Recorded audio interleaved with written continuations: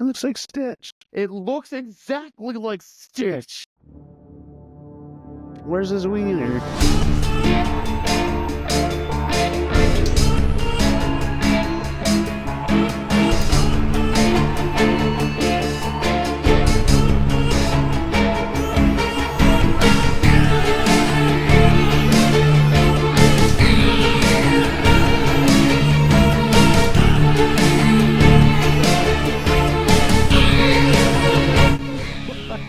Be a lame-ass podcast that drinks a bunch and talks about it. I need 5 seconds to get ready too, instead of you just fucking slamming shit. I'm in 2 seconds. fucking zone right now, dude.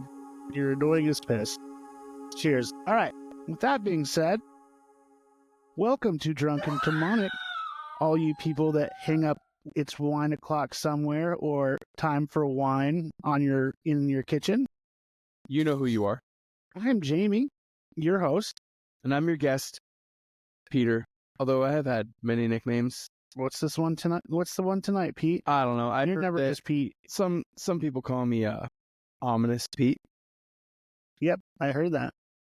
It's definitely not a nickname that I gave myself. It's a nickname that someone else gave to me one time ever. And it was super badass in our fucking you are dumbass band chat. You are very ominous. Yep. All right, so I'm dark, dude. On this episode, what are we covering, Pete? Oh, do you want me to go right now? Yeah, I was asking you for a reason. Sorry, I was just being open for a second. I see this. I flipped it backwards. We're good to go again. Ominous Pete says that on this episode, we're going to be covering the Kelly Hopkinsville alien incident. Aliens? Yeah. We have not done an alien story yet, and you kind of bothered me about it. Why? So I found... What do you mean? Why? Why did I bother you? You tell me why. I just said, hey, do you think we should do an alien? You wanted to do an alien story. And you know what? I'm sorry. I love an alien story. I'm sorry I kind of bothered you. You didn't bother me about it, but you were like, hey, we should do an alien story. And my biggest thing with alien stories is they are incredibly difficult to follow. Because they're made up. Is that what you're saying? I did not say that. The aliens aren't real? I didn't say that. I actually am a firm believer in aliens. It's just that the things that happen during alien stories are so outlandish that it's quite difficult to know what happens when. So anyways, we are covering by far my favorite story that I've ever heard about aliens, where a bunch of hillbillies grabbed a bunch of guns and shot the fuck out of a forest where these aliens were coming from. That's the brief overview. Love it. Of the entire story. All right. Well, I think that sounds pretty fun. It's badass. Coming from Wyoming, I'm pretty sure I would really love to shoot some aliens. I get some good points. I could become more of a hillbilly or a cowboy. Okay, question. Yes. If you shoot an alien and you kill it, yep. You put the head up on the wall? Yeah. Yeah. Right next to the elk? How do you get someone to taxidermy it? I also don't have an elk hunt. Do you have to go to the government to taxidermy an alien? No, you have to go to the taxidermist. You can just go to a taxidermist with an alien and be like, oh, I don't give a fuck. I don't think so. Right? Exactly. You have to go to the government and okay it. Sure. I'm just saying, I don't know the protocol on any of this. Honest with you, I don't think there is a protocol. I think this is a first case scenario. All right. Well, then here we are. Drunken Demonic is asking for some standard protocol. For if you know anyone or you are a taxidermist, can you please tell us if you would stuff an alien head for us and mount it next to an elk? Get in the chat. Let us know. Up in the chat. The best way to properly preserve an alien head, put it on a mantelpiece right above the fireplace, and not have it melt. We also don't want it to shrink because those heads are massive. And we don't want it to get any smaller. We want the necks tiny and the heads big. Absolutely. Yep. I think that's important. Well, So that's the story. I hate to interrupt you, but I think, do you want to go into tonight's sponsors? I don't think you have any sponsors, huh? I have sponsors. I think your sponsor is Backdoor Grill. My sponsor 100% is Backdoor Grill. They gave me melon gin and juice. It's my favorite seltzer I've had on the podcast. It's why they gave it to me. They were like, hey, we love you guys. We want to sponsor you in any way we can. And I was like, hey, do you have any seltzers? And they're like, you know what? As a matter of fact, we do have some gin and juice. We'll give it to you for free because we love you guys so much. We want to support you guys in any way possible. Can we mail it to you? And we're like, hey, no, we'll come get it. But for those that aren't as regional as Backdoor Grill is to this location where we are recording, which is undisclosed and will never be disclosed, we're in a secret basement that has windows to ground level. Yep. If you ever look through these windows, you may someday see little demons passing by, but we may or may not be recording in hell. You'll never know. Anyways, back to the sponsor. Backdoor Grill. Got a good burger. They got a great cocktail bar upstairs. Can I, if I say something, can I call you on a white lie? Can I call you on a white lie real quick? Yeah, you can do that. You made all that up. Yeah, the whole thing. Yeah. I stole them from Backdoor. You didn't steal them. No, so no one was having these. The rep. You ready? The rep gave them for free, and it was supposed to go to the bar manager, but I just saw them and took them instead. No, I don't. Big shout out. Way to name drop people when you don't name drop people, sir. Remember? We're not supposed to talk about it's a one person name. It's not even his real name. Yeah, exactly. You don't know who it is. It's not even his real name. There's 1,000 Keegans in the world. Yep. Here we go. You ready for the crack? Yeah, let's hear it. Crack it up, bitch. 3, 2, 1. Ready for takeoff. That was beautiful. Put it in your mouth, dude. It's pretty bad. Really? I honestly don't like that one. I've had the other one that we have tonight. That one, not so great. It actually tastes like a melon. I guess that's the bad part. I didn't expect too much. Yeah, it's too realistic, I think. I get a dry taste in my mouth. It's a dry melon. I like wet melons. Okay. What's the difference? Just soaking your melons. You know what is the difference? What? Diddy. Oh, Diddy difference? What does that mean? The Diddy difference. What does that mean? All right.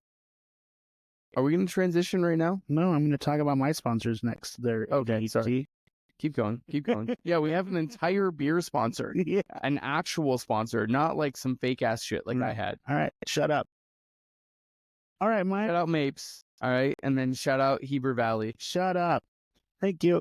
My sponsor, I guess Peter had to get the thing, but I have a sponsor from Heber Valley Brewing, my buddy's brother's brewing.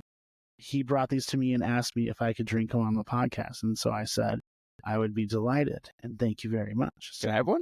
Sure. I want to finish this. I'll have one. Sure, dude. Sounds great. So I'm having a cold fusion Kolsch style ale, which is delicious. So if you're ever in or around Utah, specifically closer to Park City in Heber Valley, please come to Heber Valley Brewing. Dude, that's sick. Yeah. Also, I'd love to see these new breweries popping up in Utah because they definitely need it. Yeah. This has been around for probably 5 years now, so it's not super new. I just know that they have very strict liquor laws. So any type of promotion that can help a Utah-based liquor company is a good thing in my opinion, I guess. I don't know. Yeah, it's loosened up quite a bit. You just can't really have... You can't have a beer and a shot. Is that correct? At a lot of places, no. Like at a restaurant. You can do it if you go to if it's considered like a 21 and up bar, you can. I was just there for Sturgill Simpson. What do you mean a 21 and up bar? Like any bar? Yeah, so are you talking about 18 and over? No, so I'm talking about the difference between say an Applebee's or okay. So you can't just have a beer and a shot at the bar at the Applebee's. I get it. But if you go to a place we went to a Club Octane. We went to Fiddlesticks, or there was a hockey reference because there's the amateur hockey team in Utah. And they're pro now. And then you could go in and get a beer and a shot there. And we ordered it and it happened. So I assume it's new. Or I assume you can do it now. Are you as pumped as I am about the new pro hockey team in Utah? The Utah Hockey Club? Yeah. It's a bad name. Yeah, I'm guessing they'll probably change it. What are you going to pick? What's your vote? The Yetis. Obviously, it's the Yetis, right? Everyone out there, get in the chat. it's the Yetis. Yeah. Please let the Utah Hockey Club know that the team is definitely going to be called the Yetis. I don't know of any other, like, they're like between 6 different teams, and like the NHL has actually like done a poll, and like the Yetis are polling so much higher. I don't know why. They keep like asking what everyone else thinks, but continuously the polling is showing that the Yetis are like the very, very top. It's the Utah Yetis, no question. I liked the Stormin' Mormons personally. Yeah, I think that's a funny joke. And I don't think that it's a bad team name because it really does Really right off the tongue. You can't really do it. But the Utah Yetis is just like chef's kiss. It's the perfect fucking name for a hockey team. Yeah, I think it's awesome. Yep. They're going to wear all white or real tree camo. I think that's their team colors. All right. We don't have any liquor sponsors tonight. Nope. Besides Jameson. That's what I'm drinking. We bought some shots from the Backdoor Burger that we talked about. Yo, big shout out to Sheppy Boy. He knows who he is. Thanks, dog. Yep. Thanks for letting us pay for those. Yep. We love that. Do we need to mention anything else before we go into Hell on Earth? We're good. Why don't we go right into Hell on Earth? You want to go first? You want me to go first? I thought you're listed to go first, right? I'll go What would first. you like? Yeah. So last week, you brought up the Diddy controversy. I did. And it is dominating almost every single cycle of news. Almost can't escape it. Yes. I was interested in a very, like, it's not even like it's not involved because it's also been extremely popular. Little offshoot involving the actor Ashton Kutcher.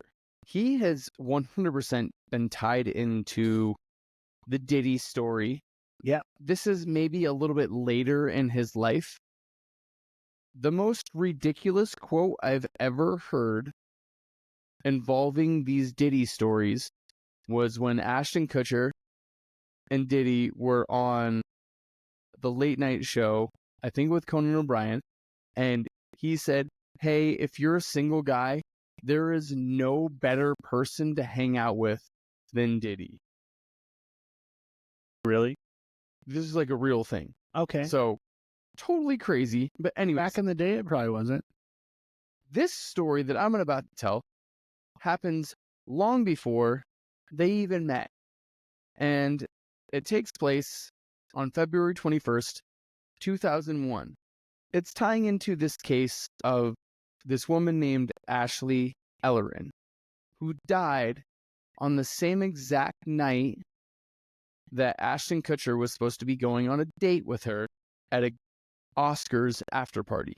At the time, Kutcher was on the rise in Hollywood and become a household name, playing the lovable dumb Kelso on That 70s Show. He had also just starred in one of my favorite movies. Dude, Where's My Car? Also so dumb. Dude, Where's My Car? It's a great movie. William Scott. It's a great movie. It's like one of my favorite movies. It's really right? one of your favorite movies. It's so fucking funny. Just after this movie had been released, Kutcher went to a house party with at this woman's house named Ashley Ellarin, and they agreed to go on a date after the Oscars to an Oscars after party. This, from what I can tell, is definitely happening after or way before Diddy and Ashton had like connections. But apparently at 8:30 p.m., Kutcher was supposed to come and pick up Ashley at 8 o'clock, but he called at 8:30 to say he was running late. He was apparently at his friend's Christy Swanson's to watch the Oscars. Ooh. I don't know. Either did Christy Swanson. No, at this point, Sean. he's too early in his career for this shit. Yeah. From what I can tell, that friendship was kindled when Kutcher was doing the. There's no real like tie into the Oscars and Diddy or anything until way later, like around 2005. This is happening in 2001. Those connections between Ashton and Diddy come when Ashton is making Punk'd, and Diddy is making his show, Making the Band. At 10 p.m., so he was supposed to pick this girl up at 8 o'clock. He calls at 8:30 and says that he's late and he'll be there soon. At 10 o'clock, he calls and tells her he is on his way, but she doesn't answer. He eventually shows up at her house at 10:45 and knocks on the door, but there is no answer. Kutcher later recalled that he saw no lights on, but could see some red wine that was spilled on the carpet. He tried the door and it was locked, so he left. This is his official story, and it is one that he would testify to in court at the case of Michael Gargiulo, a.k.a. the Hollywood Ripper. Ashley would be found the next morning by her roommate, stabbed 47 times. Now, you may have caught me mention earlier that Michael Gargiulo was tied and sentenced for this crime. However, there was incredibly circumstantial evidence connecting him to Ashley's actual crime.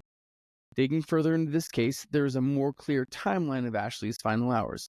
Apparently, on the night of her death, she was hanging out at her own apartment with the building supervisor, who was this aspiring actor that Ashton was actually friends with.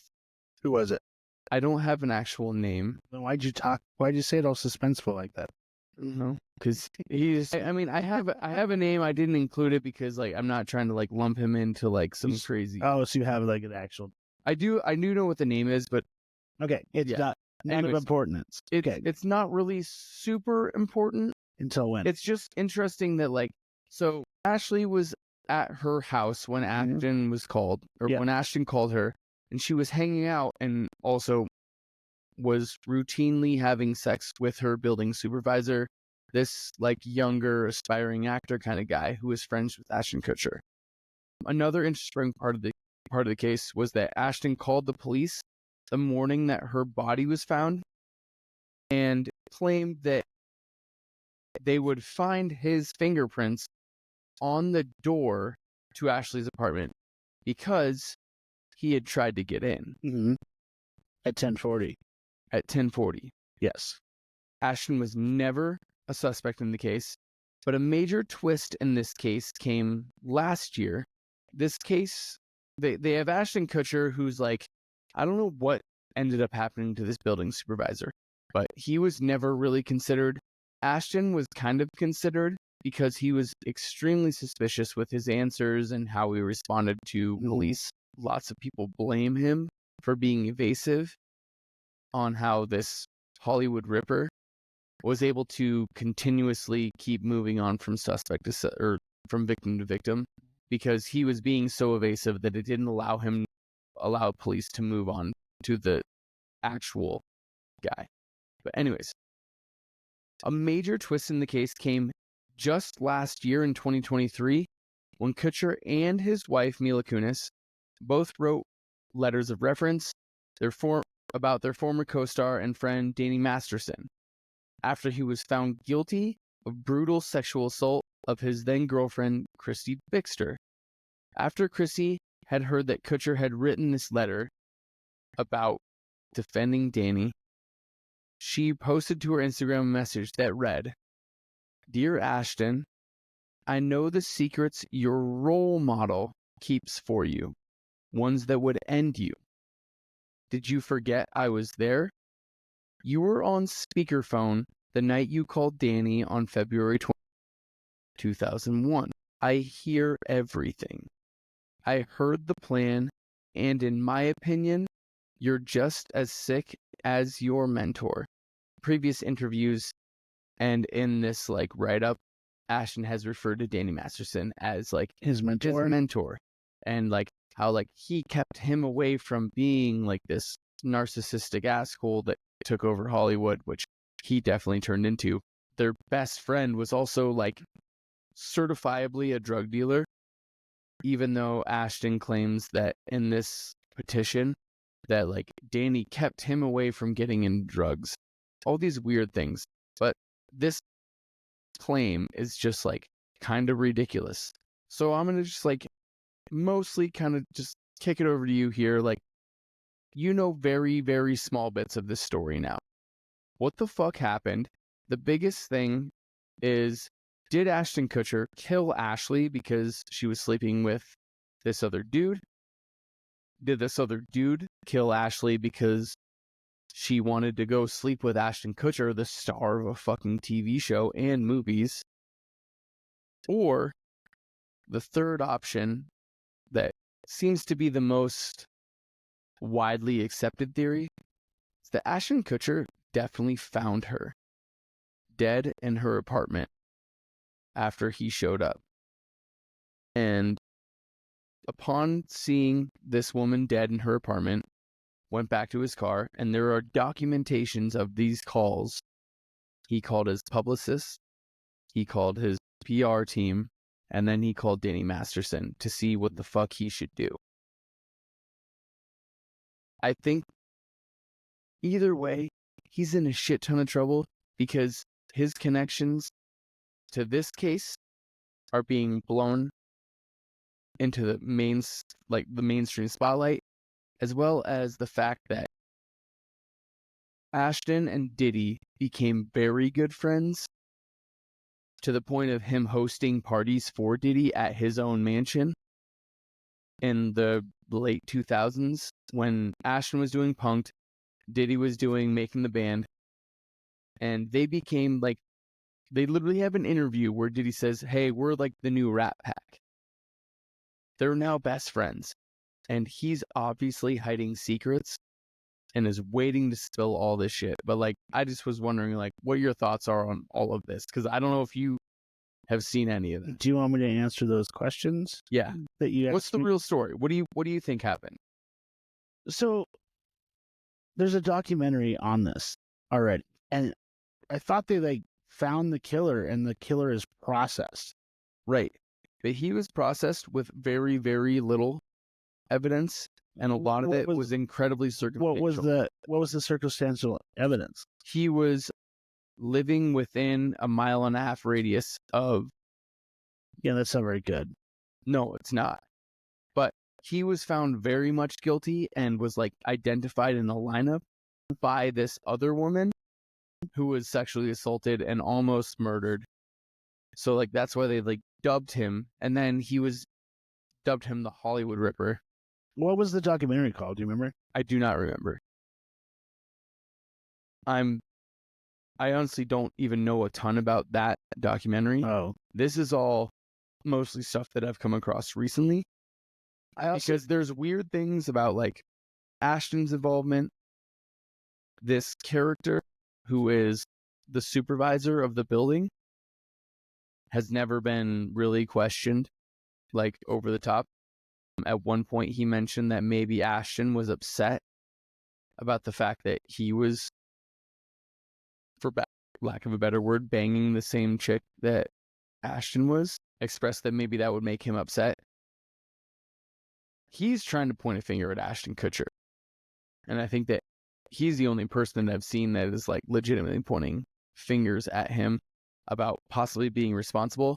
Most of what I've seen is people saying, hey, he probably showed up to this house, found a dead woman, and did not report it. Yeah, that makes more sense to me. I think just because he's friends with Diddy doesn't mean he killed this girl.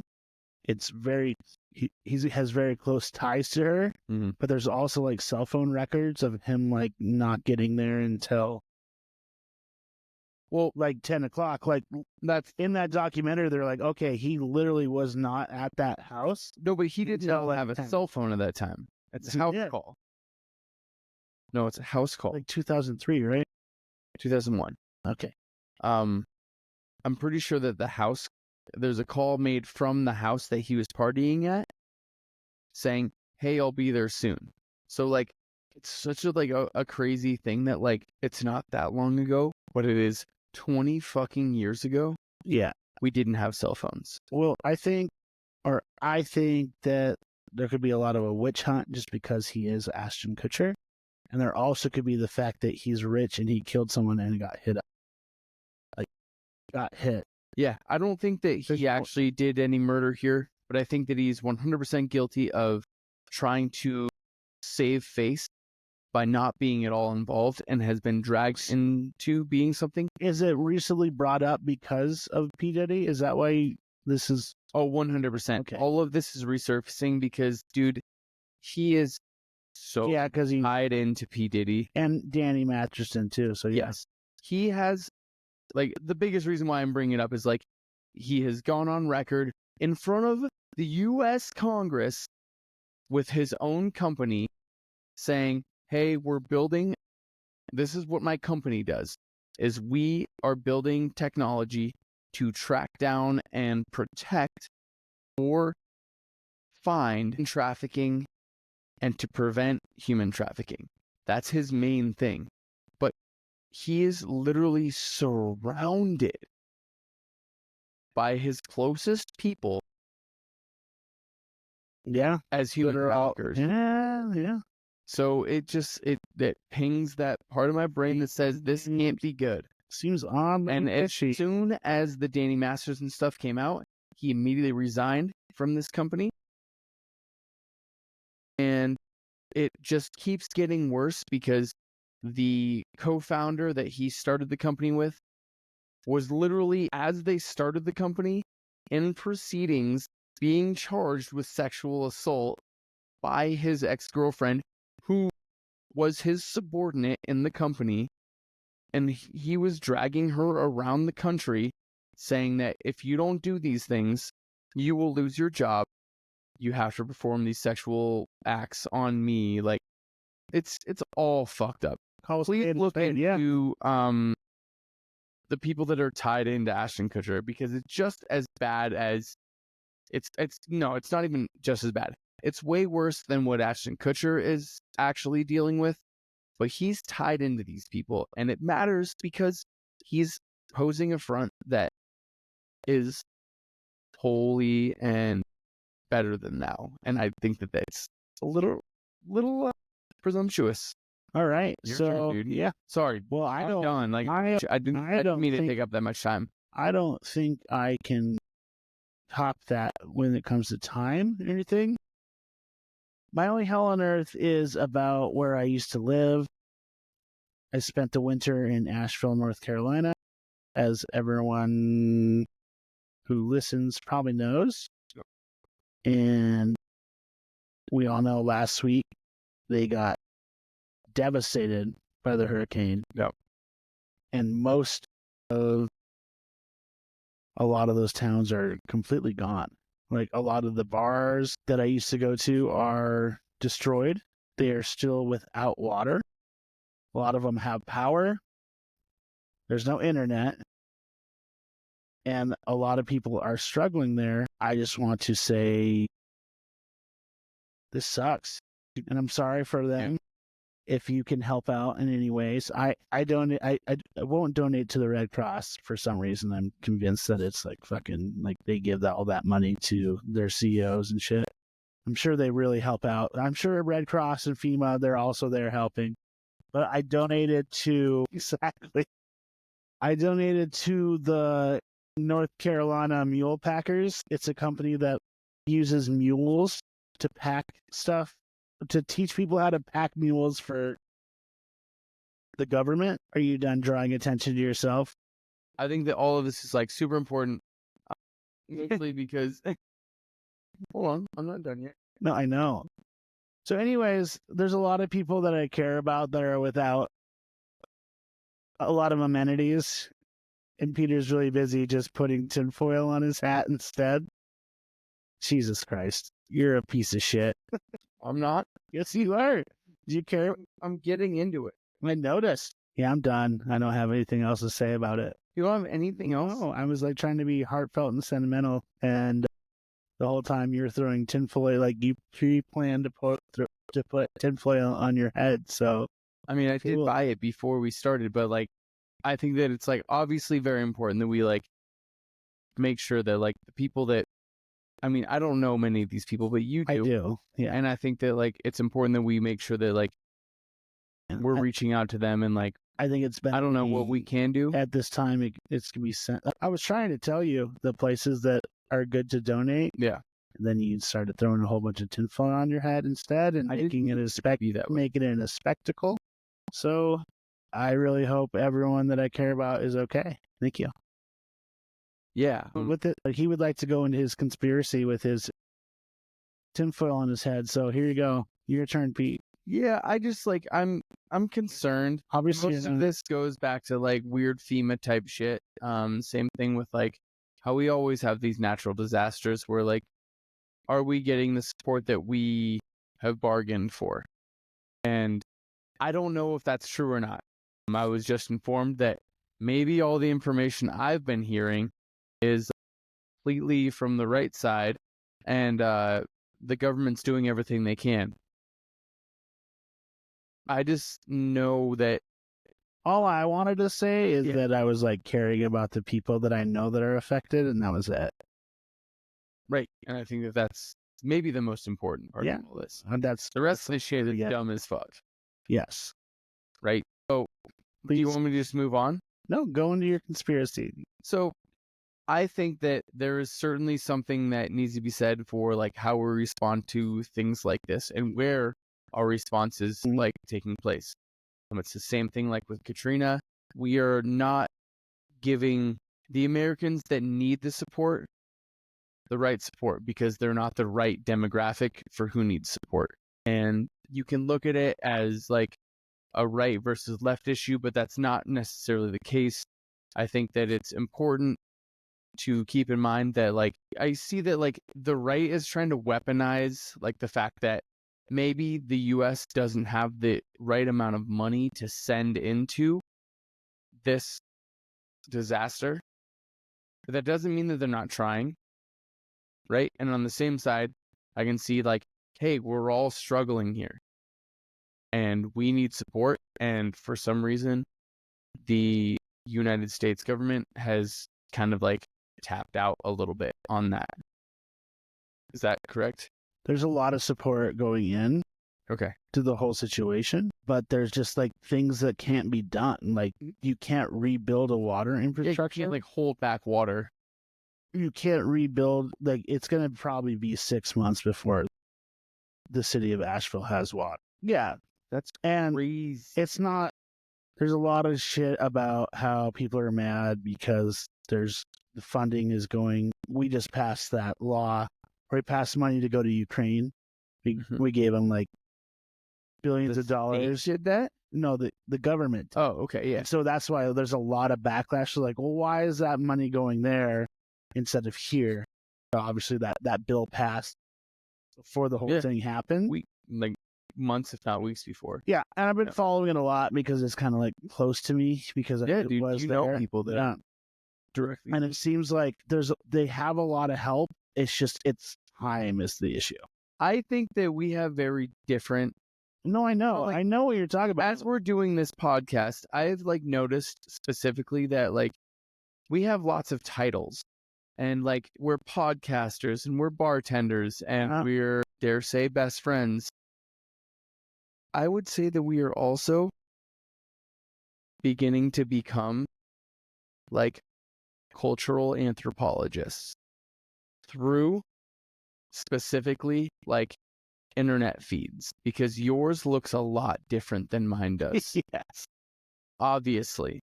And so my timeline has been filled with people saying that all of this flooding and all of the hurricanes in North Carolina have been caused by the U.S. government through the HARP machinery, which is technically this weird satellite system that's up in Alaska that people believe the United States. We talked about this honestly a couple weeks ago when we were talking about when the boat sank and killed all the billionaires off the coast of Sicily. And I've definitely heard it before where the government has ways to signal and manipulate weather. Yeah, yes. They're saying that this is done by the government. Just bear with me here, right? They're saying that it's done by the government to flood out and get rid of. So, okay, the main central claim here is that people in the Chimney Rock area are being pushed out. Now, Chimney Rock is completely devastated. There are lithium mines. These mines serve as the foremost lithium mines responsible for semiconductor manufacturing in the United States. Recently, they had town hall meetings and they had blocked expansion of those mines. However, Hurricane Helene, which is the one that is just recently hitting, and the subsequent flooding have completely displaced every resident of Chimney Rock. Since there is no townspeople, there is no town. Therefore, there are no town meetings in which expansions of the mines can be blocked. No, and is this real? I've heard all this, and yeah, it sounds exactly right up my alley to be like on your side. I just think there's too many people at this point where I'm like, hey, guess what? This was all planned by the government. Because I no, I know it sucks to like even. I'm allowed to be pissed off at you. It's okay with me. I'm allowed to be pissed off as I'm being sentimental and you're throwing fucking tinfoil on your head that you bought at fucking Walmart before to plan it out. I didn't buy it at Walmart, dude. They gave it to me at Backdoor. I fucking hate you so much. I'm just saying, dude. I'm done. With what? They're not allowed to remember brains anymore. I see that. I got rid of an entire cold open for this entire episode. We'll talk about it a different time. Yep. You're done with the government listening to you. Yeah. They're going good luck. They're listening. Good luck, government. They're listening to you right now. Yeah, but they're hearing my words, not my thoughts. That's different. Yep. It's true, but they're hearing my thoughts, which also they can get your thoughts from my head. You son of a... Everyone knows that. Anyways, we're talking about real things here. In case anyone needs to know what Peter's password is for all of his things, it's one word. And I'll tell you in the comments later. Please comment in the chat. I'm going to give you his passwords to everything. You got to hit one word in the chat and he'll hit it up with it. Yep. All right. I think that, like... Are you going to keep this shit on your head the whole time? What do you mean? Are you going to keep the tinfoil on your head? This isn't a joke. Okay. Sorry. It's real, dude. Like, yeah. I might wear this forever. Okay. I hope you do. Especially when I'm talking, though. Like, when we're going live, I feel like we've already talked about how I was going to cold open with the show, and like I'm honestly concerned that I'm being shadowed and that people are trying to fuck with me. So this is just like at least they can just hear my voice, but they first step into 3 or 4 conversations that I'm going to have with you in the next like 5 years. Yeah, correct? No question. This is the question. Like, hey, you need to prepare yourself. Hey, you've got tinfoil on your head. That's nuts. Yeah. 3 years later, hey man, can you take the tinfoil? Are you sure you should be yelling at people on the crosswalk with a sign? And stop talking about January 6th. And then 5 years from now, hey man, you have to be in here. Please take your medicine. Hey man, just get in the spaceship. That's what you're gonna say next, dude. I promise. Yep. I don't even know where we're at, dude. We're at horror news, you motherfucker. It is your turn to tell me about a movie you watched. What do you got? Nothing? I need a moment. All right, collect yourself. Okay. So I have one serious thing. I have one serious thing and one joke thing. What do you mean? So a funny movie and a not funny movie? I just thought it'd be really funny to tell you that I watched a movie that I thought was going to be a horror movie when I was on the airplane yesterday. Yeah, yesterday. Yeah, dude, you're like fresh off the boat. Yeah, so I was flying back from Seattle. I was flying from Seattle to San Francisco yesterday. HorrorCon Seattle. Yep. And I didn't have the heart to watch a Halloween movie in between 2 ladies in their 60s. Fucking bitch, dude. Don't worry about it. Fuck you. So, like, they have the screens, like, right on your, like, right behind in front of you. So it's like, okay, I'll see what they have, and it has Halloween movies to get you excited for Halloween. And it's like, okay, like I could watch A Quiet Place, I could watch all this, and then there's this one that said, I saw the TV glow. Did you watch it? Is it phenomenal? Okay. So Sorry, I hate to interrupt you. I've seen it. You've watched it? Just no. I've seen just the fucking frame grab, and it looks like the best fucking horror movie I could have ever watched. And I clicked on it, and it said that it wasn't available for me to watch. So I watched through Amazon. I watched it, yes, and like I was like, A24. Obviously, this is gonna be good because a lot of the stuff that they do is awesome. I'm gonna leave you with, it's not a horror movie at all, and I think I'm a little too old to understand what's going on. They got skivvities. It's about two people that watch a TV show about like being in a spiritual plane and fighting Mr. Melancholy, and one of them likes Sounds girls, like the other one doesn't know what they like, and then they find out that they watch this whole thing that they might be a part of. this is like an Elliott Smith fan movie. Yes. So that was the thing I was going to tell you that I kind of want. I am not the demographic for this movie, but I thought it was going to be a horror movie. Interesting. But I honestly thought that I would love the movie, and I clicked on it, and for some reason on Amazon, I don't have access to it. I don't think you're going to love this movie. Why? I don't want to go into it because I want to talk about something that I like, Okay. that I watched instead. Whatever. We can just skip over it because Just if you didn't fucking like watch it, it. you didn't like it, dude, and that's all. And it wasn't to for it. me. You said it's called Grotesquerie, correct? Is it the right way to say it? Are you talking about the show that you want to talk about now? Yes, Grotesquerie. I don't know. Well, it's one of those, another Ryan Murphy movie or show. Yes. So Can we all talk about how ridiculous Ryan Murphy, can I? prolific Ryan Murphy is right now? Yeah, He literally has 8 out of the top 10 TV shows in the fucking world. Like, hey, do you want a cool TV show? Have Ryan Murphy do it. Continue. No, it's okay. You go ahead. I haven't seen the show.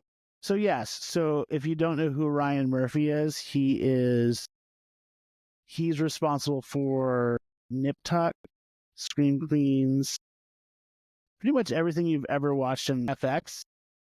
He's done it. So recently he did The Watchers. He did American Horror Story. Am I missing anything else? I think that he is in the heart of his heyday right now. Okay. So he is doing the Menendez Brothers series. He's doing the Monsters. The Chicago 911 series. He is doing another TV series. But I think that Monsters, Monsters is the one that was maybe his biggest one that he's that's the Netflix one that's blowing the fuck doing up. him and his brothers. Yeah. They're also a Dahmer one too, right? Where home dude Alex Peters is redoing his role for it. I don't think so. I think that they are having they are not redoing or reimagining, but they are doing Ed Gein with Charlie Hunnam. Oh, cool. I don't know if you know. Do you know who? Have you seen pictures of Ed Gein? Do I know who Ed Gein is? He's a gross looking dude. I know who Ed Gein is. Do you know who Charlie Hunnam is? I do not. Jax Teller from Sons of Anarchy, the main character. You know, the fucking the blonde dude, ridiculously tough, good looking dude. That yeah. So he's supposed to fucking play Ed Gein in the most recent of Ryan Murphy's monster stories after this most recent one that came out. Okay. It's just ridiculous that you have I feel like it's giving true crime a weird name to where these really handsome dudes that are playing these monsters. gross looking characters. they're already dealing with weird issues about women being obsessed with them. You don't need to make them look way more attractive than they actually are. I don't know. That's just All my right. thought. So what was I talking about? I literally have no idea. I know. All right. So I was talking about grotesquerie, right? So from Ryan Murphy, as we know. Travis Kelce. So Travis Kelce, yes, is in it. So it is the main character is, I don't remember her name, like Peter. Her name is Nancy Nash. You might have known her from Reno 911. She was also in Claws. She plays Claws is like some show that was about like underground like drug dealing through a nail salon. Really? Yeah. Oh, that's interesting. Yeah. It was okay. I guess it's probably like early 2000 or early 20. Yeah. 20. I had an ex-girlfriend that had me watch it, but that was about it. So she plays the main detective, and she keeps seeing a bunch of really fucked up shit, like fucked up murders, and and then a nun comes to her and talks to her, like wants to ask her questions about the murder, finding out that like actually she writes for the like a magazine or a newspaper for the church, and she specifically is researching cults. Perfect. And so I'm guessing they start becoming like a buddy cop situation where this is the way. Yeah, they're gonna fucking kill each other. No, I think it's all gonna be like very satanic and ritual, and then through the nun and this like overworked cop. Yeah, it's been a great time. I heard a little bit about this. Yeah, I immediately was like, "This is True Detective, isn't it?" They want to redo True Detective. Very True Detective-y to me. And the guy that I was talking to about this show, he was like, "You got to watch it. It's the first 2 episodes have been like brutal, like from like some good fucking like murder scenes that are like maybe a little disturbing type of thing. It sounds True Detective-y, which I like. I love anything that can even try to aspire to be detective. I love the people that are just like, this isn't a normal true crime show. We need to be more because like that's what it needs to be. Like, let's push the envelope a little bit further, especially when it's not real. Yeah, it's a Hollywood production show. When you're like doing a documentary about like the most depraved, extreme shit you've ever heard of, kind of bums me out a little bit. But when you're like making things up, like, hey, maybe this is like an interesting theory about like a cult that's taking over this town or whatever. Yeah, I think that's fun. So I had a really good time watching it. So that was what I had. I'm gonna have to check it out then. I was not sure if I was going to, and I think you should. You have sold me. My friend, Hell on Earth, was going to deal with the movie, the remake of Salem's Lot. Yeah.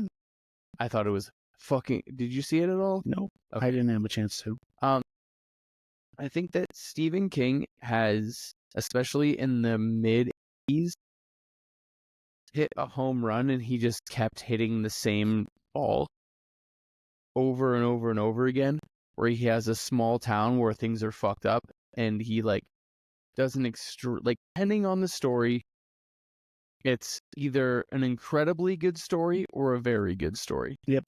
Because he makes the town a character. And this one was probably the weakest character I've seen for a town, even though it was the most important character as a town.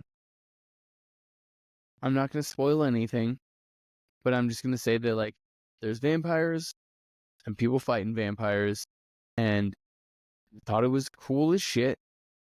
I loved the movie, but there's a reason why Stephen King movies are so good and they do so well, is because they make a character making whatever place this story is taking place in become a character and evolving and changing and manipulating the people that are around these stories become something that are different than themselves. And I think that this was maybe not the most strongest use of that, even though I know the original Salem's Lot was like way harder into that. So the original was made in like 85 or something like that. Was it just a movie too? Yeah. I've never seen it. Yeah, it was another straight-to-TV movie, which this one also probably should have been. But it kind of was too. Like, Wasn't it you just look straight like to direct to Max? streaming. It's kind of the same thing as like straight-to-TV. Yeah. Like, I think that this movie was very, very good. I would 100% say that it has lots of awesome vampire traits. You know, we talked about it when we would, not Abigail. Abigail, yes. That's the other thing. Was it Abigail? Yeah, it's the only thing that we've done this vampire. Okay. Yeah. Yeah, because we kept calling it, what's the James Wan series with the doll? With Alea. No. Annabelle. Annabelle. Yeah. It's not Annabelle, it's Abigail. This is, I think it's better than Abigail. It was like really cool. They delved into exactly like the biggest themes that plague vampire movies. And it's so crazy because vampire movies have like characters with very, very specific and obvious weaknesses. Mm-hmm. And it is crazy how hard it is to defeat them, knowing what their weaknesses are. It's hard to get to them, though. Sunlight and crosses and some holy water. But this movie is a phenomenal work as far as like progressing the genre to be another very, very good. I would not say it's all original, but it follows very much the script, and it was very, very good as a remake of an original movie in the 80s. It had very 80s vibe to it. Ladies and gentlemen, tonight's main event we are going to term as the Battle of Hopkinsville. On October 21st, 1955, family and friends of a small farmhouse in rural Kentucky went to battle with a horde of alien creatures that was apparently attacking their home. This battle lasted from early evening around 8 o'clock until sunrise the following morning in what has been termed the Kelly Hopkinsville encounter.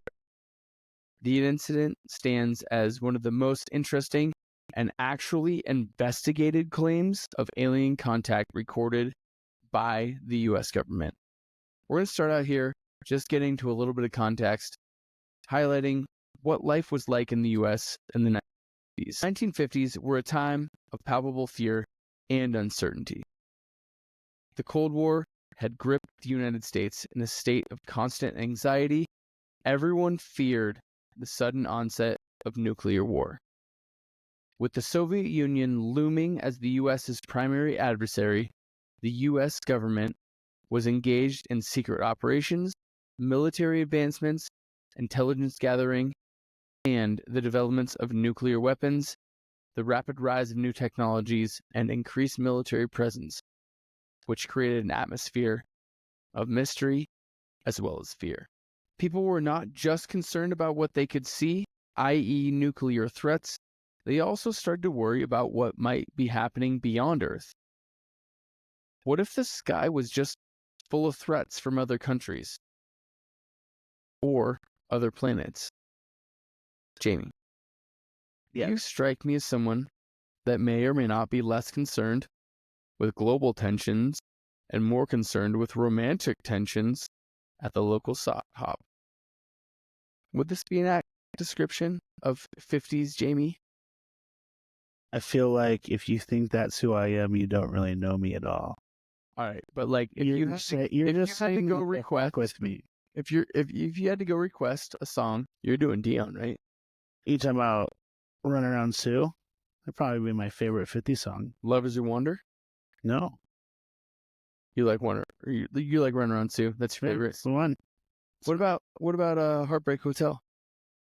That's not by Dion. I know it's not. Yeah. That's Elvis, baby. Yeah. But I feel Well, like that's I also could see you like. "Around the world to tell me, I got a way to tell. So in your head, Hotel, I am It's so lonely, babe. I am the like nerdy kid that's like wanting to like be romantic at the sock hop and ask someone out. I see you as a romantic person. Thank you. I think that like maybe like, yeah, I think that you might be a little into Elvis. If you were born in the 50s, right? Like, I know for sure I would have been into Elvis if I was in the 50s. Why is that? I like it now. I definitely would like it then. Because it's rock and roll, dude. It changed the world. Right? Yeah. So, we're talking about, like, would you have been one of those people that were like, fucking Elvis, man? I'm like, hey, I'm gonna grab. It's so lonely, I'm gonna grab my best girl. I'm like, hey there, miss. I hope you come to dance with me. I can't even. Yeah, exactly. You're talking about taking some girl's hands and doing some shimmying. Take my hand, take. Right? Exactly. That's what we're talking about. Right? So, people were not just concerned about what they could see, but they were also concerned about nuclear threats. The Roswell incident in 1947 was the spark that lit the fire of UFO obsession in America. After reports of a flying saucer in Roswell, New Mexico, the public's imagination exploded with new possibilities. Even though the U.S. government quickly retracted its statement that maybe a UFO had existed, it called the crash a weather balloon, but the story had already taken root. Roswell became synonymous with extraterrestrials, UFOs, and government cover-ups. By the 1950s, there were UFO sightings all over the country. American media covered them extensively, and this newfound fascination with the skies left an impression on the collective psyche. Science fiction was no longer something distant, it felt like a part of real life. Here, we're going to briefly discuss some major characters in the case. The events detailed in the Hopkinsville encounter are primarily focused at the farmhouse of the Sutton family, located between the township of Kelly and Hopkinsville, Kentucky. At this farmhouse, there was no running water, and while they did have electricity, there were very few modern amenities. Keep in mind, the entire story does not take place in the 1800s or even the early 1900s, as you would constantly be tempted to believe. It takes place in the 1950s. People have cars. People have fucking phones. It's crazy how ridiculous the story is and how modern it is and how backwoods these people are. There's still people probably in Arkansas right now or Kentucky. You're not wrong. Water. Yeah. Yep. 100%. Our primary, or I guess I would say this is the tertiary character. Mm-hmm. Our third character would be Glennie Langford. She is the matriarch of the Sutton family household. Her husband has died. She has a lot of family that is staying with her at the household. She is described as a no-nonsense, potentially even crotchety old woman. However, I'm pretty sure from what I could tell, she's like 50 years old. So like she can't be that fucking like grumpy, but maybe she just is. I don't know. I'm 40 and I'm grumpy. So I get it. You're not. Dude, you're like 38. Nope, 39. You know nothing about me. I didn't say that. Yep. You said it. I did. But I'm just going to pretend that I didn't hear it. You're 35. Yep. In my heart. Go fuck yourself. Another major character here would be Elmer Lucky Sutton. This is Glennie Langford's eldest son. Taking after his mother, Elmer Lucky Sutton was also known to be tough and definitely not one to like engage in any, what we would call, tomfoolery. The third major player in the story would be Billy Ray Taylor. He is a friend of Elmer / we're going to call him Lucky from here on out. Mm-hmm. Lucky. Different from the other two characters, Billy Ray was known as a storyteller and often bended the truth or exaggerated to make a better story. Along with Glennie, Lucky, and Billy Ray at the Sutton farmhouse were 6 of Glennie's other children, as well as both Lucky and Billy Ray's wives, for a total of 11 people, all of whom were apparently staying in a 3-room farmhouse. Place which, if you look it up, looks just like the fucking Blair Witch compound. Terrifying. This sounds about right for the area. Yeah, like 11 people, 3 rooms. One shitter. Yep. They didn't even have that. There was no running water. It's a bucket. Yep. Cement. So these people, for lack of a better term, are most certainly what would be referred to as hillbillies. People oftenly overlooked and hardly ever believed, especially when it comes to the tales of the supernatural. Jamie, can you tell me what kind of job would tie in perfectly to make not just hillbillies, but these characters of Lucky and Billy Ray the most unbelievable people you've ever met? Moonshiners. That is a fucking phenomenal answer. The first parts of crystal meth. Glennie Langford did not allow hard alcohol on her property. That's why they made meth. I don't think that they You did. don't know that. I have not seen any reports that said that they didn't make I'm meth. just saying. So I will not dispute that. Last time I You saw might be onto something. Last time I saw someone say that they saw aliens, they were on crystal meth. Where was that, Jamie? Wyoming, Wyoming. Okay. where I'm from, the motherland. Green River. You don't have to fucking name drop it like that. What do you mean I don't have to name drop it? We're Yeah. talking about places. Yeah, you don't have to say where I'm from, dude. It's embarrassing. I'm from here, dude. Yeah. I ain't never seen an alien. I've never I've seen seen. plenty of crystal meth. I've never seen an alien, and I've seen plenty of crystal meth. So, I guess we're in the same situation. You've seen more aliens, or you see more crystal meth than aliens? Kind of. I Yeah, never man. thought, I never, Bummer, I isn't never it? thought about it. I really wish I had seen more aliens than crystal meth. Yeah. Well, When's the last time you did crystal meth, Peter? I've never done crystal meth, but I've also never seen aliens. Are you lying because you think your mom and your dad are watching this? Oh, they're definitely watching. So It's their favorite show. So when's the last time you did crystal meth? It's just not my thing. I'm like You sure? naturally high, dude. You just act like that I got all the time. things I watched saying you. that make me a wild boy, dude. I'm a wild boy. Fuck it. I'm a wild boy, dude. Is that a rap song? Yeah, dude. Okay. I'm pretty sure it's Machine Gun Kelly, which I'm actually not a huge fan of anyways. Are you sure? But You just sang all his lyrics. yeah, but he did a song with, I think, one of the other dudes that maybe I'm a fan of. I don't really remember, but You strike me as a huge Machine Gun Kelly fan. do I? Yeah.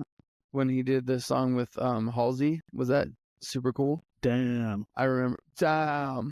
No, I really like the one that he did, the cover of Paramore. That was my That was favorite the one. worst. It was so bad. I made you break.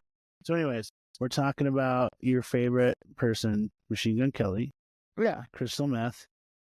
So Machine Gun Kelly was out at the local well just outside the Sutton property. Okay. Just kidding. His name is Billy Ray Sutton, or Billy Ray Taylor. Billy Ray Taylor. Yep. Achy breaky heart. As we mentioned, Billy Ray Taylor and Lucky Sutton were both carnival workers, making We didn't them mention that. maybe the most untrustworthy people in the entire. You messed up the reveal. Did we not? I think No, we didn't nailed bring it up. I said that I. Oh, you think thought they you thought they were math. doing the math, and I said I think they were just carnies. So they're carnies. Yeah, they're carnies, and so it makes them the most unreliable people ever. Why? Not only are they hillbillies, they're also carnies. Are you like Mike Myers from Austin Powers and doesn't trust carnies? Is that a Michael Myers thing? You ever watched Austin Powers? I mean, I think I've seen He's like, what? them. He's like, I don't trust. What's that you don't trust? He goes, carnies. Smell like cabbage. Small hands. The other Michael Myers. Unlike you, I don't remember word for word the Austin Powers movies. Yeah. So, Okay. you're Sorry. quoting them, so it's fine. Sorry, go on. All right. On the evening of August 21st, 1955, around 7 p.m., Billy Ray Taylor was out fetching water for the Sutton family farmhouse when he noticed a pale blue football-shaped object falling from the sky with a rainbow exhaust coming out of the back. That's meth if I've ever heard it. It's not. Meth didn't Mushrooms? exist, dude. It's 1955. They weren't even doing an MK Ultra experiments at this time. Billy Ray runs back to the house going crazy and yapping about this strange object he saw in the sky. For the most part, those in the house thought Billy Ray was just trying to mess with him and told him kindly to shut the fuck up. With all due respect, I said with all due respect, as I was referencing earlier in the story, I kind of get a feeling that I'm the Billy Ray type, and you may or may not be the Lucky Sutton type. You're just always shutting me down when I'm trying to tell you something important. What do you mean? No, I'm just saying, like, hey, it seems to be a pattern. I feel like I just kind of like quietly wait till you finish talking, and then I try to say something, and then you keep talking more, and then I quiet down again, and then I finally kind of get mad when I want to talk, and then you say that I'm the one shutting you down. Hey, man, I'm just saying that, like, hey, if I have something important, like a fucking alien landing, maybe it's important. I know. I get it. You watch Grotesquerie. It's got Travis Kelce in it. It's maybe the most important show of the entire season. I get it. It might be the most important thing we've ever heard of. But straight up, we're dealing with aliens here, and you don't seem to think that's important. I do. I did say that. I was just... I'm totally just joking with you. All right. All right. If you need me, I'll be over here listening. Look at me listening so good. Yep. Look at you go. All right. And there I was listening. So Billy Ray. Anyways, I was listening a little bit more. Here we go, listening again. All right, I'm done. About 8 o'clock is when Billy Ray sees this, I'm going to call it a spaceship, falling from the sky with some weird rainbow exhaust coming out the back, crashes in a ravine like 100 feet from where he is. But he doesn't go investigate. He goes back into the house and tries to convince everyone that he's telling a true story. About an hour later, the family dog, it becomes irate, and he starts barking and running around the house, and eventually he goes outside of the house and then ducks under the porch, and he would stay there until the following morning. So Billy Ray and Lucky, they go out on the front porch to investigate. What they see is a glowing little silver, almost metallic creature with eyes on the side of its head, its arms almost down to its feet with big claws at the end, and apparently it's like ridiculously jacked. Like, it has like a fuck ton of muscles. The creature was also described to be floating or gliding on the air, not touching the ground. Jamie, I printed a picture of it, and I need to get like your honest reaction of what you think. You're doing pretty fucking good, actually. But you gotta drop it. Hands go down. Look at that thing, dude. It looks like Stitch. It looks exactly like Stitch. Where's his wiener? Do you think it's a dude? I don't know. I just always assumed the aliens are women. They don't have butts either. Pregnant. Or probe. No, I assume that like we've got plenty to probe a lot. I'm assuming that like aliens know how easy it is for dudes to. You think girl aliens don't have boobs? He's jacked. You said it was a girl. No. I did not say it was a girl. You said you thought all aliens were girls. I said the exact opposite. I think that most aliens are guys. I thought you said girls. Nope. I think that most aliens are guys, and they lure guys. Give that like good juice. What would be the point of having this long of arms and like that skinny of a forearm? What's the point? Have you ever seen Everything Always at Once? This kind of reminds me of something from that. Have you? No. Dang it. I'm just going to say no. You should, because I know that I'm supposed to watch it and I haven't. Well, it reminds me of called Everything Everywhere All at Once. Yep. Okay. Do you need this? I'm sorry. No. Do you need this? This is for you to reference. Okay. Keep looking at it. Okay. Go on. So, the alien, this is as it's coming out of the trees. It looks show that. I'm sorry. It emerges from the trees with its arms raised, perhaps signaling that they were coming in peace. Mm-hmm. But in typical hillbilly greeting both Lucky and Billy Ray Taylor run into the house and they grab a 20 gauge shotgun as well as a 20 gauge or 22 rifle. They burst back out of the door and start blasting, just like Frank Reynolds would. Did they not grab any PBRs? No. You know why? Why? Because there's no booze, and we'll get a little bit more into that later. No booze has been consumed as far as we know. So they come out the door. They just literally are firing everything. This, ladies and gentlemen, is what we would call the first shot in the Battle of Hopkinsville. And they claimed that when they hit an alien, it made a pinging metal sound like hitting a can, like a stiff, like a, like old soup cans. Okay. Whenever they hit an alien, it made a metal sound. And the alien did like a smooth little backflip and then would melt away into the trees. It sounds like a fucking carnival game. Like one of those ones that you like shoot. You knock it back and Either that or they could teleport. potentially. But they're not teleporting. They're just literally like getting shot in the fucking face or in the chest. They're about 3 feet tall. So they're like small, but they're big enough to like definitely be fucking shot. They're like the chairs in this fucking office. It definitely sounds like a carny game for sure. Yeah. You like shoot it, it does a smooth little backflip and then just like scurries away after it lands. I think most of them just go like this. No, that's what they said. They do a little they do a backflip, smooth as can be, and then when they land again, instead of like running, they just like float back into the woods. And they don't ever see more than one at a time. They kind of come from all around their like periphery, right? At this point, Billy Ray and Lucky retreat into the house. They would catch sight of one of the creatures and shoot either through open windows or the open screen door, trying to fucking keep the monsters at bay. At one point, the boys are going crazy, but the rest of the family has yet to make any contact or see the aliens themselves.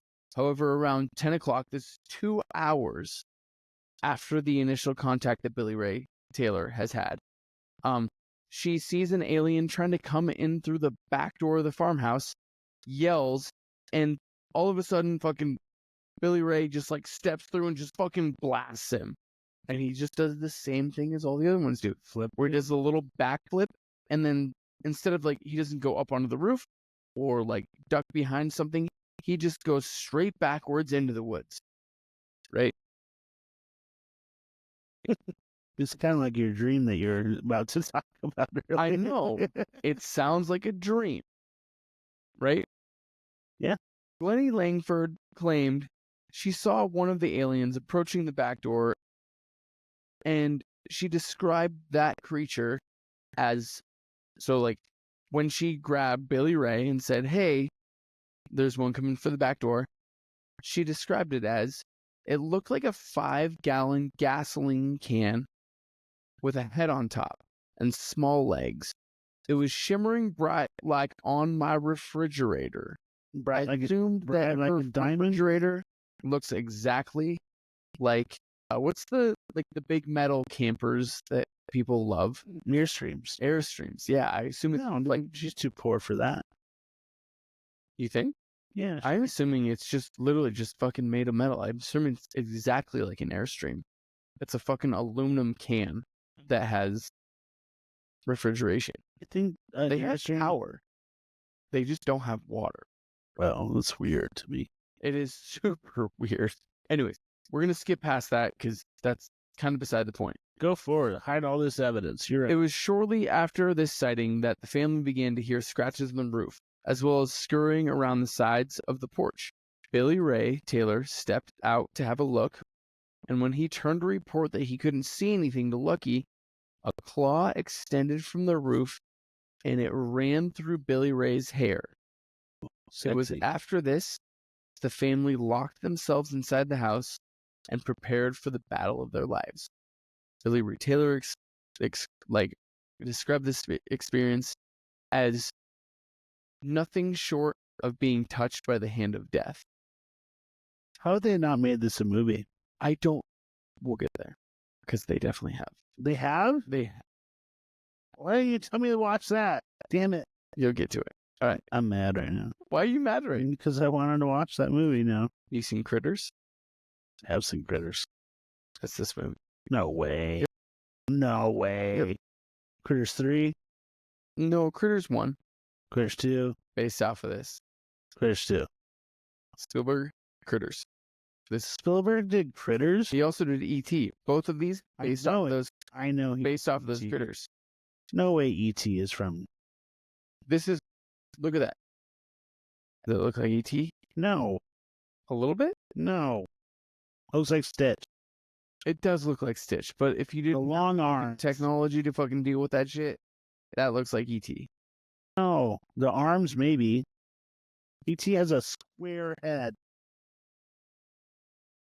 You're not wrong. Do you want to For sure, though, That's Stitch. That's Stitch. that is Stitch. You're 100% not wrong. You're 100% wrong because you think E.T. is that. Just pull up E.T. right now. There'd be so many. You're going to flash it up on the screen. Maybe. I don't think that you're wrong at all. Jamie, what the fuck are you doing at this point? Right.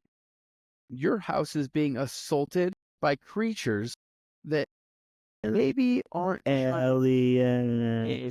That's for my own personal vendetta. What am I doing? Sorry, go on. What am I doing? Are you going into lockdown? Are you going to protect the ones you love with all your shotguns and all your rifles? Or are you getting the fuck out of there? Like by myself, or can I get the fuck out of there with my family? You never know. You leave the house, you don't know what's going to happen. Then At least when you're locked down in the house, you know what's going to happen. Then I'm fighting. You're going to fight? Sweet. You chose differently. What do you mean? Than the Suttons. Because at 11 p.m., the entire family piled into 3 different vehicles and drove into the most nearest town of Hopkinsville, talking to a sheriff and the police department. Well, how did they get out? They just ran. They ran and they jumped in the cars and they took the fuck And worked out. Just like no one. Just like They didn't like they didn't relay any experiences of like aliens trying to like trap them or go. beating. No aliens beat them while they were like trying to leave the property. So we all just left, and then they were like, So when they first got there, the police were skeptical of the ridiculous story that they were hearing from Billy Ray and the Sutton family. But this was surprisingly not the first report of this kind that had occurred that evening. A few calls from different jurisdictions had been made to police officers concerning some kind of falling craft that had gone down outside of Hopkinsville.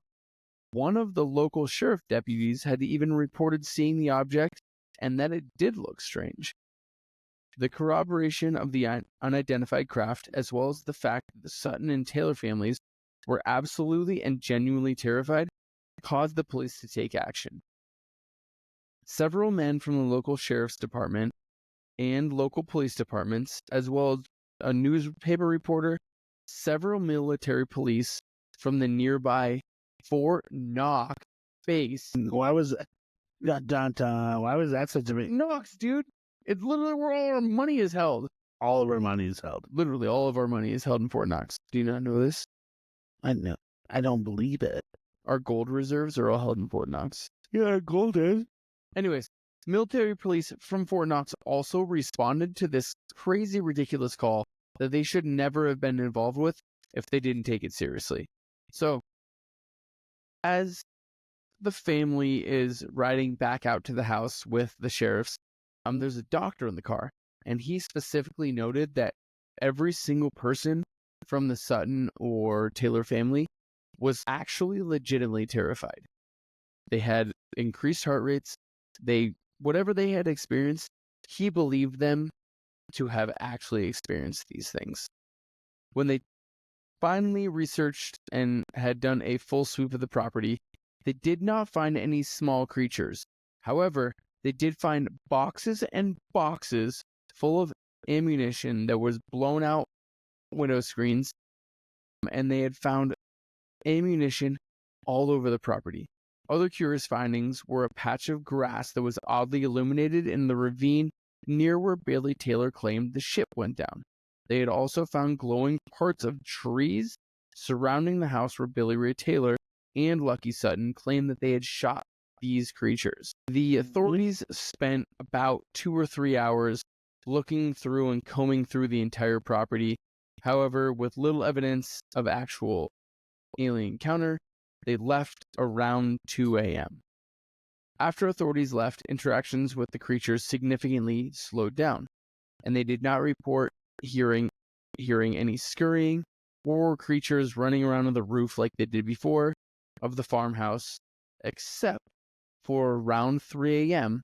when Glennie Langford woke up laying on the couch right next to a window. She looked to her left out the window, and less than a foot away from her was another one of these shiny metallic creatures. She screamed, and no fucking, sooner than 2 seconds later, the window was completely blown out by a shotgun blast coming from Billy Ray Taylor. He just blew the fucking window to pieces. And again, there was a metallic sound, and the creature got blown backwards and then scurried into the woods. That's, as far as I could tell, for the most part, the last actual encounter that they saw or actually interacted with aliens. News spread incredibly quick about the Sutton family and Taylor family's experience, and people came not just from around the state, but from around the nation to talk to and investigate the claims of alien interaction. While at first families were very opposed to talking to the media and alien enthusiasts about their encounter, since they were incredibly shaken up by the entire incident, this did not stop the onslaught of visitors to the Sutton family farmhouse. In response, the family decided to charge people 50 cents for a picture, $1 for an interview, $2 for an interview with one of the family members.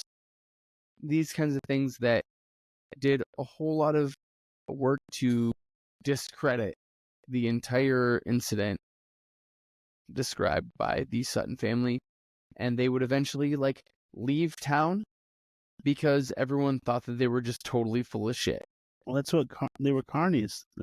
That's what carnies know what to do. They're like, all right, people showing up, I'm gonna charge them. It's just tough. Their defense. They had, in my opinion, maybe a severely traumatic thing happen, and the only reason they didn't initially charge people. It took about a month and a half for them to start charging people. Yeah. To talk to them, take pictures of them, to get their story, to get their side of things. Mostly because from their descriptions, there was no chance that people were not going to be continuously just showing up at their door. So you might as well make a little money off of it. And I think that's maybe the biggest mistake made in this case, is that they decided to charge people because it somehow get rid of all the credibility that the family has, just because they decided to have it be monetized. Sometimes you gotta make money. True. Your whole house is getting destroyed by aliens and then destroyed by the mass population, wanting to see those aliens. At least one of them's gotta make money. Right? And I don't have any problem with them making money. Mm-mm. They fucking went through something, from what I can tell, incredibly horrific in their own mind's eye. Allegedly. Yeah. We're going to get down to maybe some theories. Let's hear it. The poop. First theory is mass hysteria. Do you think that it's possible that all of these people were influenced by, I'm going to say, Billy Ray Taylor, to see things that didn't actually happen? Do you think that's possible? Yes. Anything is possible. Do you think that that's the likely story? On methamphetamine. On methamphetamines. All right.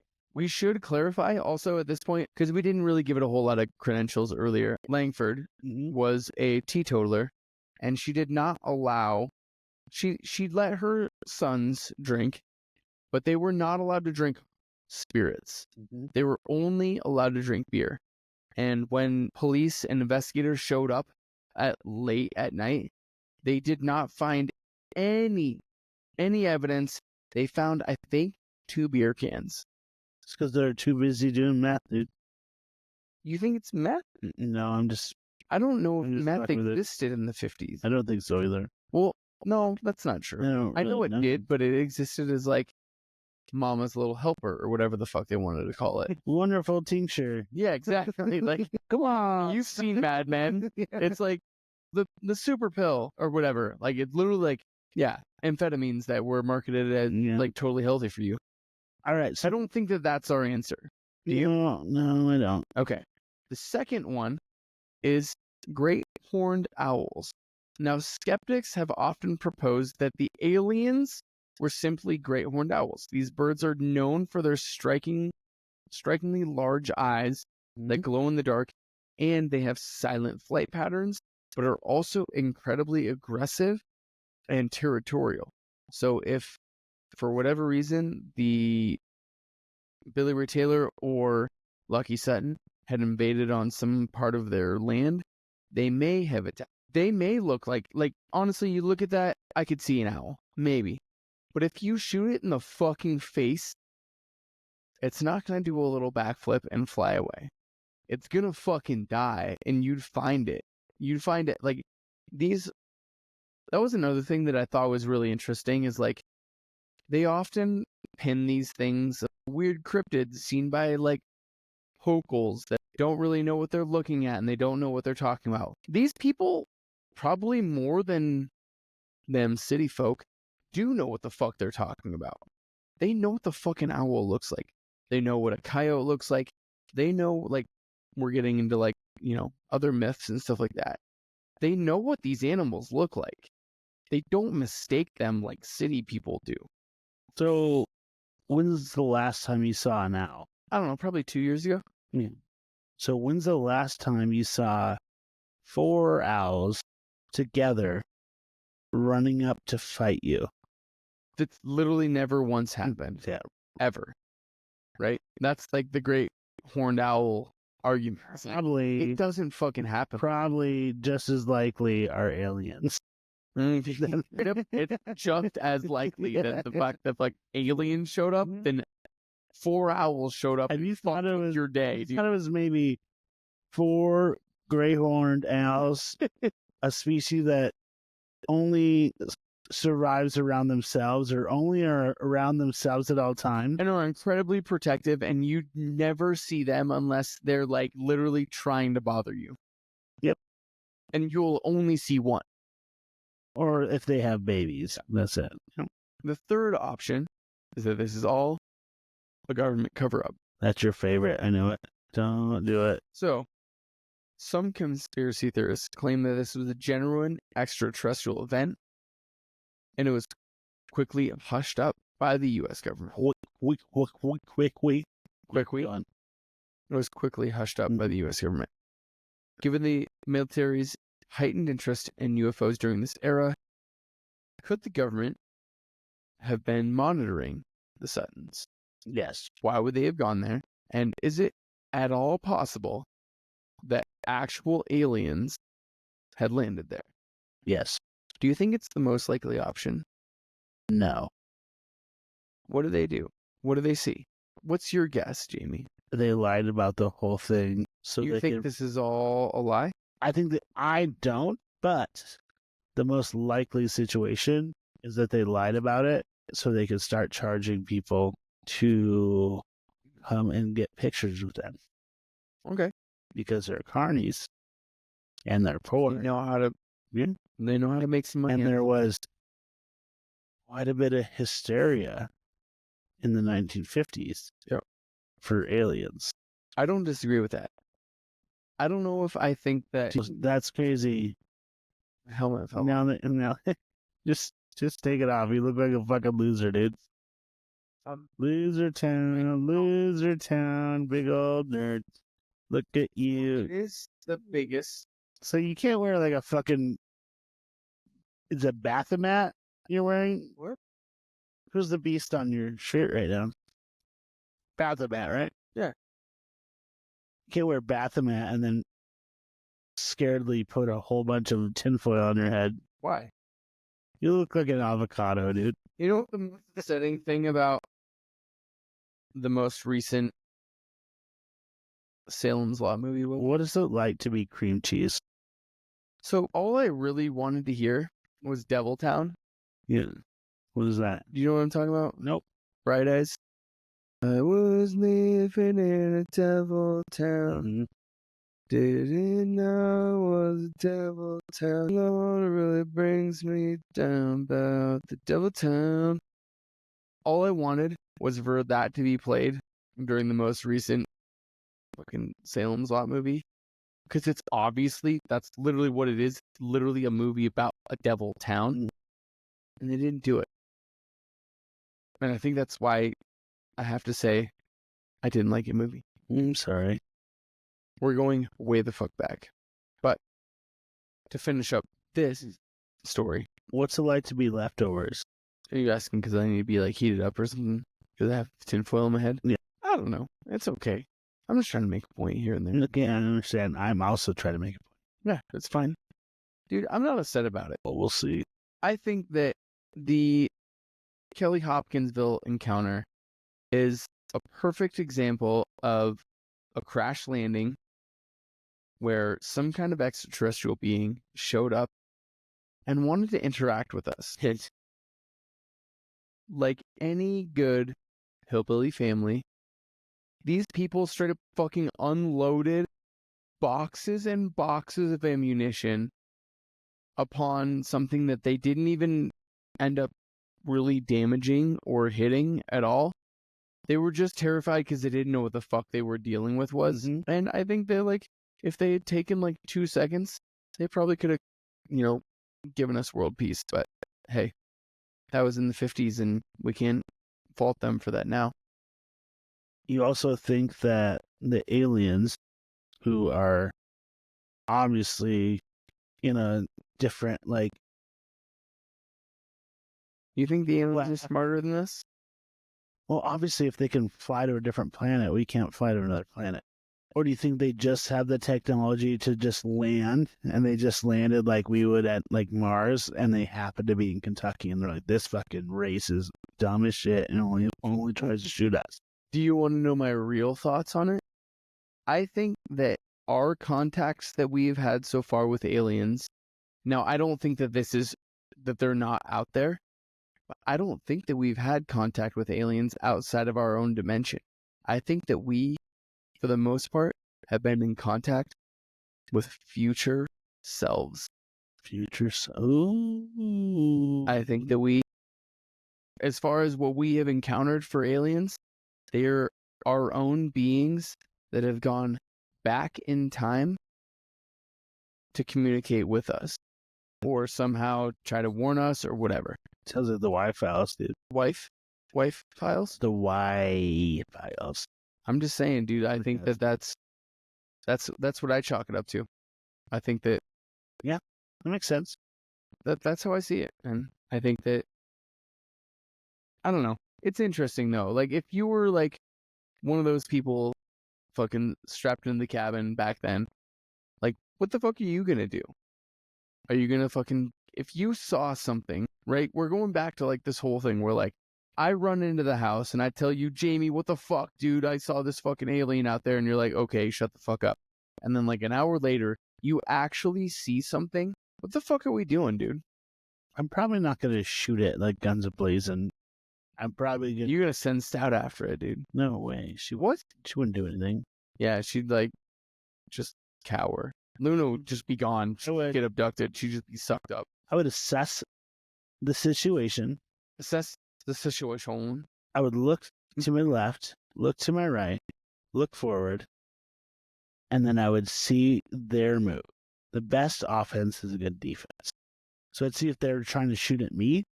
Because you're going to start shooting first, though. See, that's the best defense. It's just shoot first and ask later. No. No? Obviously, that's what they did, and it didn't work out. What do you mean?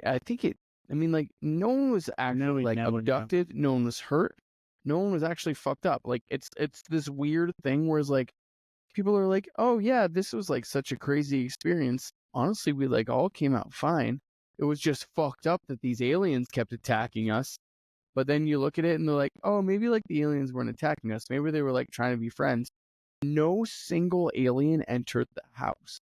Or did they ever come back? No. After this night, turns out they were just waving. Dude, it's literally described in the story that they come out of the woods, and the first alien, he's glowing and metallic, and he has his hands up as if like he's trying to say like, I come in peace. And these motherfuckers run into the house and just start blasting him immediately. So you think that's why we've never seen aliens again? Because that was the first They encounter? know that we're like maybe like not chill to like hang out with. Like idiots. Unless We're dummies. they possess us. Yeah. Remember the Gray? I do remember the Gray. Shit like that. I think that that's kind of like... They've been here this whole time. I think they have been, and I think that they're doing a really bad job of like blending in. What do you mean? I don't know. Yeah, I think just, that like... you're just making that up. No, but like we like have so many things that we can talk about every week that's like, if you were an alien, would you not just like try to fuck things up the most you could fuck things up? Mostly the things that we talk about are human things. This is like our first alien story, and it's not even that crazy of a story. It's kind of fun. People just started blasting. They shot some guns at the aliens, and I thought it was kind of fun. Well, there's not that many. The battle, it's the first battle on U.S. soil versus aliens. I should say that. There's also that. Don't forget that many like alien stories to go off of. There's a lot of like, we saw this in the sky kind of thing. There's not like I had an encounter on land. Everyone's like, I got abducted. Yeah, but those are attacks. This is a specific... It's an attack. It's a fucking... What do they call it? It's a fourth kind of encounter where you are physically experiencing another being from an outer world. There aren't many of them. I think I can remember from like listening to stories, 2. There's one in the UK, and then there's this one in the US, where like a UFO is like flying in, and there's creatures that are seen, and they're being shot at, and they're interacting with personnel. Third encounter is not like that. Second encounter is not like that. I just thought this one was like super fun. Maybe not the most serious topic, but like I thought it was super cool. Obviously, everyone knows you had a good time. Huh? Everyone knows that you had a good time. I had a good time. See? All right. With that being said, do you have anything else you want to go over? I don't know. Do we want to tease next episodes? We have 2 episodes? Episode, I guess. Or is there just one more? I would just say that, like, ladies and gentlemen, if you have not seen any Halloween movies, the ones with Michael Myers, I would suggest watching them, because we're going to run through I think the whole series. All 13 of them. Yeah. It's going to be a 6-hour episode. At this rate, yeah. You're welcome. It will be a 6-hour episode. Yeah, we're gonna watch the all 13 Halloween movies, or we may have a badass. It's a wild ride. With that being said, thank you for listening. Please like and subscribe. Oh, look at you go. We love you, but we're not in love with you. Yeah. And make sure to drink down those demons.